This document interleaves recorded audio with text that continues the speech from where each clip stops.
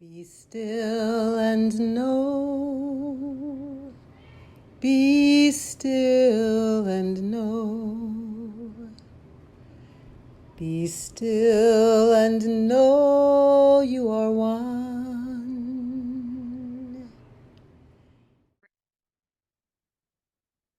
Hi, this is Isoke again. I want to continue this talk about assimilation. And I have to admit that I'm pissed off. Yeah, I'm pissed off at people who think they can look at folks like me and be the arbiters of our deservedness to be considered Black or to be down with the cause or whatever the current language is. I'm like, not okay with that. I'm not okay with that in any way, shape, or form, because nobody gets to decide for me how I move and work in this world. I have a different story. Each of us has a different story. We might have different missions we came here to do. There's a lot of reasons why I am not going to accept somebody else's definition of what I am or how I should prove it or disprove it or whatever. Okay, that's the bottom line about assimilation. I claim it. I claim the assimilation, but I also claim a very authentic, wise Black voice that can't be taken from me. So that's that part. But I want to move into a different category here. I want to move into a metaphysical piece about identity. I have been saying of late, all of our approaches to anti-racism, unlearning oppression, all that kind of stuff will fail in part because we have not figured out a very important piece. That piece is that there is a consciousness that all humans, with some rare exceptions, share, that is a divisive, split identity. It's an identity that doesn't really know what it is.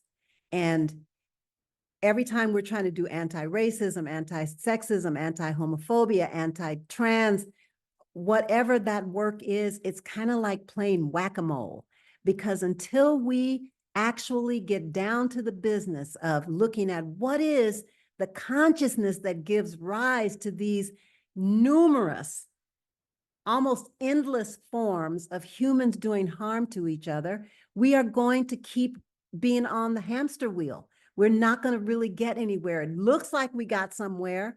If you look at the history of oppressive or liberation movements in history, we will see that in the beginning, the rebels, the people who stand up for the people and who fight for liberation, they are on our side, but they don't address the internal workings of the soul, the mind that leads to oppression. And so consequently, at some point, they then become the oppressors. This happens over and over and over again, and we keep still playing the same game. So what I want us to do is to look at what is that psychology, what is that shared consciousness that tends to scapegoat other people, that tends to project all of our negative stuff onto another group or another set of individuals so that we don't have to deal with our shit. I want us to do that. I want us to make a commitment that we're going to look at the consciousness that we all have. If you look at little kids playing together, long before they know about race and all this other stuff, they're acting it out already. They're acting out split consciousness. They're acting out polarized consciousness. They're acting out, I get to have it because I'm stronger. I'm going to take it from you. It doesn't mean that they're evil or bad. And that's part of the problem. If you make that kind of behavior evil, then you don't know what to do with it. You can't correct it. But if you just say, oh, that's a split in human consciousness that needs to be treated. And what do I mean by treated? It just means it needs to be acknowledged and loved into wholeness. So this is my message, right? Like, don't tell me who I am, and don't tell me I don't have a right to be exactly who I am.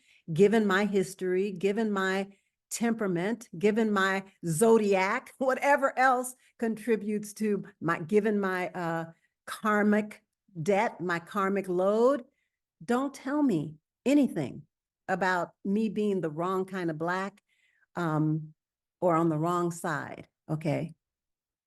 And number two, that we have to address this split in human consciousness, this egoic consciousness that grabs and takes and is limitation based, and that thinks very low of itself, actually. And so all the attempts to take more is about trying to take care of feeling like you're nothing, feeling like you're not good enough, you're not strong enough, you're not beautiful enough, you're not lovable.